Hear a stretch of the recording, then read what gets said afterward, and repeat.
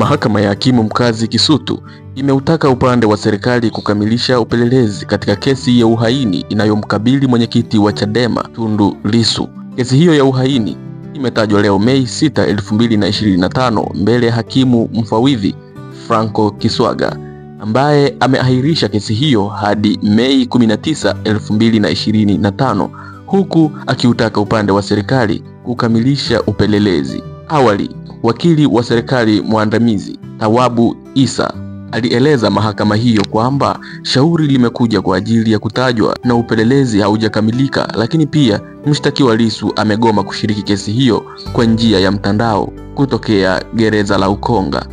Kwa upande wake, Juma Mwaibako ambaye ni mkuu wa gereza la Ukonga amedai kuwa mtuhumiwa amekataa kusikiliza shauri hilo kwa njia ya mtandao.